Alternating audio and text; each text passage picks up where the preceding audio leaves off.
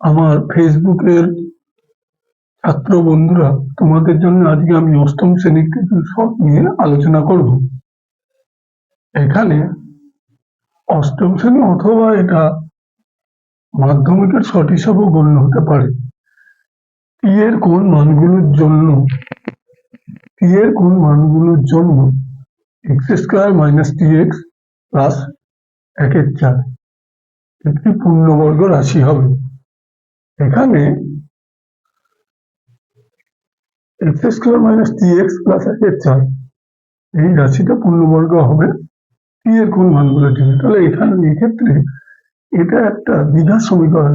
একটু মাধ্যমিক স্ট্যান্ডার্ডে নিয়ে গিয়ে এই শর্টটা তোমাদের করালে অনেক সহজেই বুঝতে পারবে।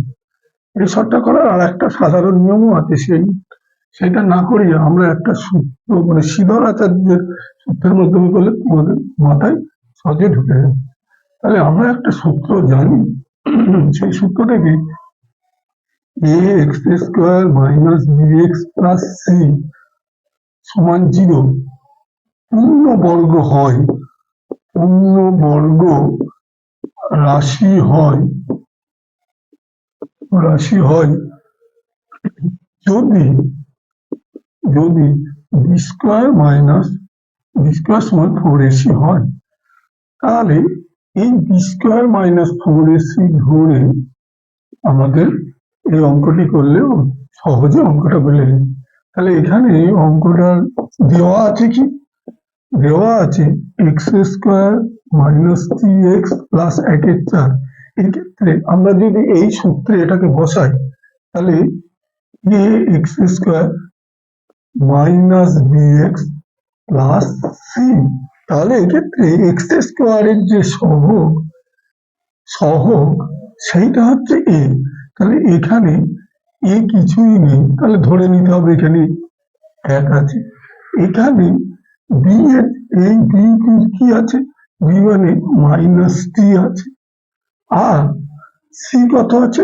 1/4। তাহলে এক্ষেত্রে এ সমান কি?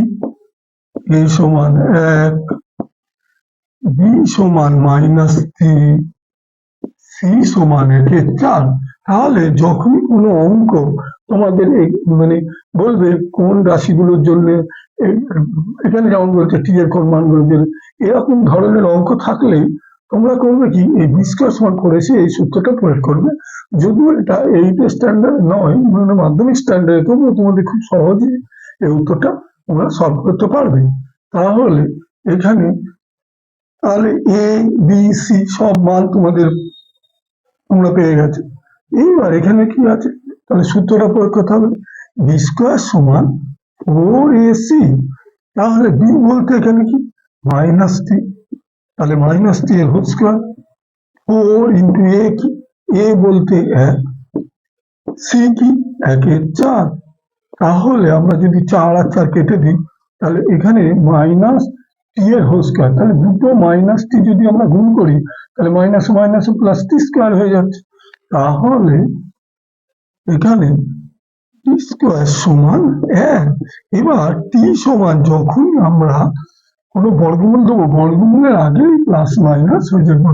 তাহলে টি স্কোয়ার সমান এখানে রুট হয়ে গেল, রুটের আগে প্লাস মাইনাস সবসময় এটা থাকবেই, মানে এটা প্লাস অথবা মাইনাস। তাহলে টি সমান প্লাস মাইনাস 1-এর বর্গমূল করলে 1।